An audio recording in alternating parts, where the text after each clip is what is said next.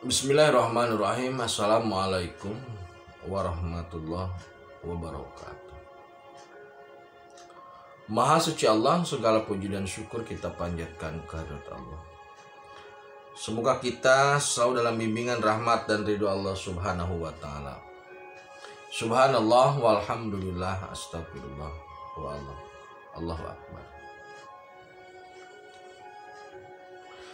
Kembali saya dari tim Raja Wali Nusantara. Kali ini akan membahas terkait peran Imam Mahdi pada zaman saat ini. Apa sebenarnya atau mudahnya apa tujuannya sampai Imam Mahdi harus diturunkan? Jadi begini ya saudaraku.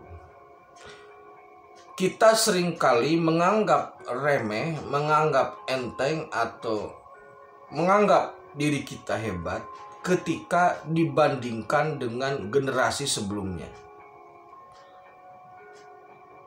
Jadi seringkali kita menganggap bodoh generasi sebelumnya.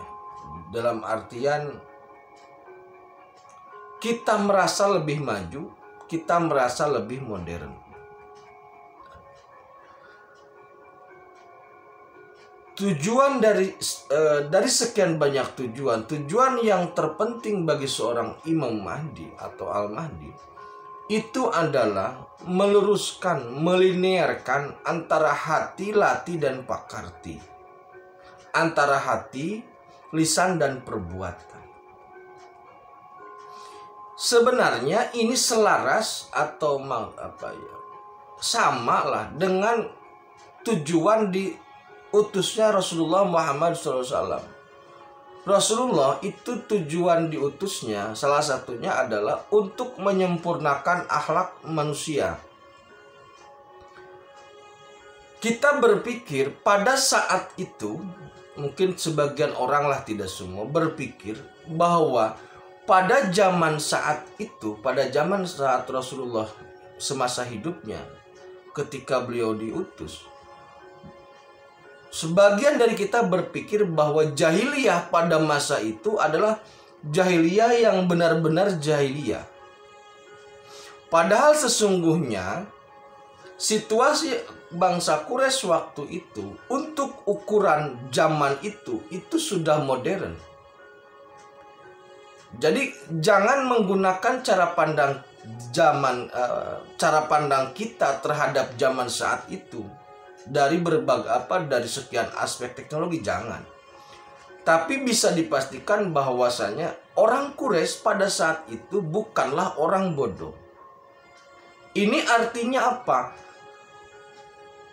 Disiapkannya Imam Mahdi untuk zaman saat ini karena pada saat ini orang-orang saat ini itu sudah sama atau bahkan melebihi kejahiliahan bangsa Quraisy atau bangsa manusia pada saat Rasulullah diutus. Ketika kita mendengar bahwa Quraisy atau bahwa Rasulullah diutus untuk jahiliyah karena situasi jahiliyah, untuk menyempurnakan akhlak pada masa itu, kita langsung berpikir bahwa saat ini bukanlah zaman kebodohan, bahwa saat ini bukanlah zaman jahiliyah. Tapi sesungguhnya situasi saat ini itu sama jahiliyahnya atau bahkan lebih jahiliyah daripada zaman saat itu.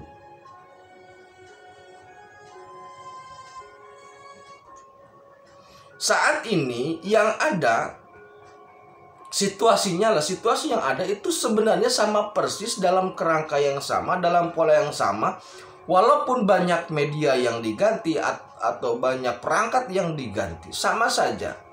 Pada zaman Rasulullah orang menyembah menyembahlah gampangnya Lata dan Uzza, patung-patung Hubal di sekitar di Ka'bah itu.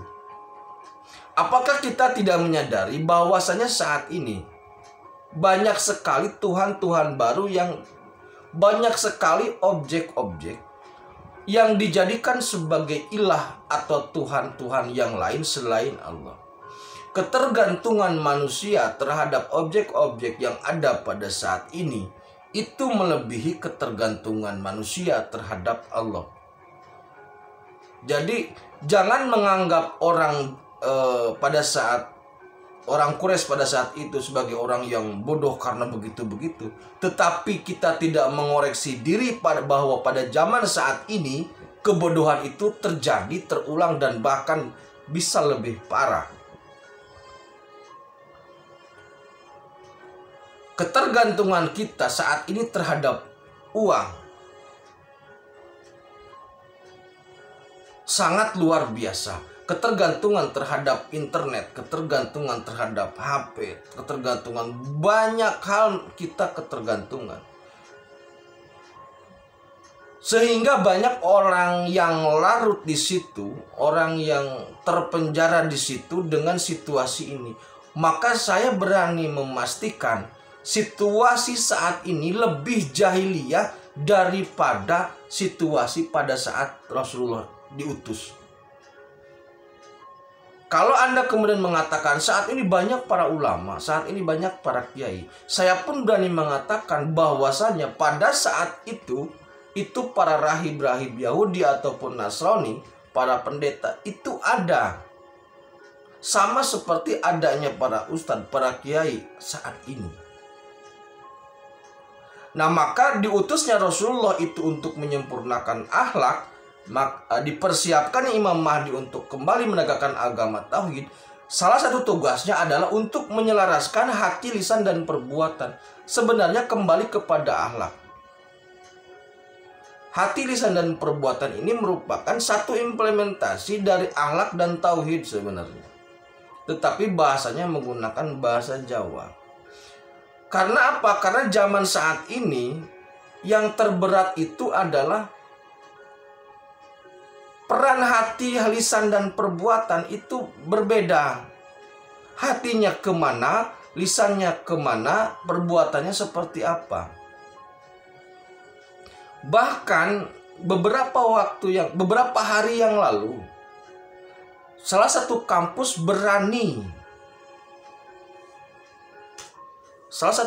besar berani memberikan satu label terhadap pemimpin negara. Karena apa? Karena dia menganggap bahwa pemimpin negara sudah ingkar janji. Artinya apa? Saya tidak dalam posisi membela kampus ataupun Bapak Presiden, tidak. Yang ingin saya sampaikan adalah ada kecenderungan zaman saat ini, kecenderungan saat ini adalah tidak selarasnya antara hati, lisan, dan perbuatan. Saat ini lisan dan perbuatan itu sudah terkena hukum. Kalau hati belum. Jadi kalau dulu ucapan itu tidak terkena hukum. Tapi saat ini ucapan itu bisa terkena dengan KUHP. Apakah perbuatan tidak menyenangkan, penghinaan, atau dalam bentuk tulisan dengan undang-undang ITE itu ada hukumnya. Kemudian mencuri, perilaku ada hukumnya. Saat ini lisan pun terkait dengan ucapan, terkait dengan pernyataan tulisan itu ada hukumnya. Nah, yang belum ada hukumnya itu hati. Hati itu belum ada hukumnya. Belum dihukumi. Maka penyelarasan antara hati, lisan, dan perbuatan ini mutlak diperlukan. Tetapi memang jika penyelarasan ini diproses tanpa seorang pemimpin, tanpa seorang Al-Mahdi, ini tidak akan bisa diselesaikan. Kenapa? Karena terlalu banyak friksi, terlalu banyak perbedaan. Saudaraku, jangan berpikir perbedaan itu adalah hikmah. Hikmah dari mana? Buktinya, faktanya saat ini perbedaan yang ada bukan mengarahkan kita kepada hikmah, tetapi justru menjerumuskan kita dalam perpecahan yang ditahan lah gitu. Karena tidak semua orang siap dengan perbedaan. Dan tidak ada kepastian terkait dengan sesuatu yang berbeda. Perbedaan yang ada saat ini adalah perbedaan karena memang perbedaan yang memang beda gitu loh. Sedangkan kalau ada seorang imam yang memastikan, maka perbedaan itu adalah pilihan. Saat ini perbedaan itu adalah suatu keyakinan. Itu yang berat, itu yang menjadi perpecahan. Sedangkan nanti pada saat sudah ada Al-Mahdi atau Imam Mahdi, perbedaan itu pilihan. Anda mau makan itu, ini silakan sama saja. Kerusakan hati, lisan, dan perbuatan sekarang sudah nyata terjadi, dan itu melebar masuk dalam semua dimensi masyarakat. Bukan hanya orang yang tidak paham agama, yang paham agama pun sama rusaknya. Ada, bukan semua, tapi ada juga yang rusak. Semua masuk ke semua dimensi. Pernyataan si A saat ini, pernyataan si B saat itu, pernyataan si C kemarin dan sekarang, itu cenderung berubah sesuai dengan waktu dan kepentingan. Maka ketika Imam Mahdi dipersiapkan untuk menjadi tokoh yang meluruskan hal itu, ini menjadi suatu keniscayaan. Kalau tidak, maka akan terus rusak dan semakin gelap. Tidak bisa diselesaikan secara kompromi. Harus diselesaikan dengan pemimpin yang memang dipersiapkan langit. Kalau yang dipersiapkan pemimpin dari bumi, itu nanti akan terjadi perbedaan lagi, riweuh lagi.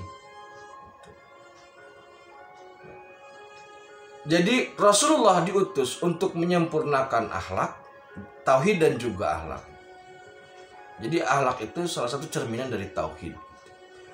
Maka Imam Mahdi dipersiapkan pun untuk menyempurnakan akhlak. Hati, lisan, dan perbuatan selaras,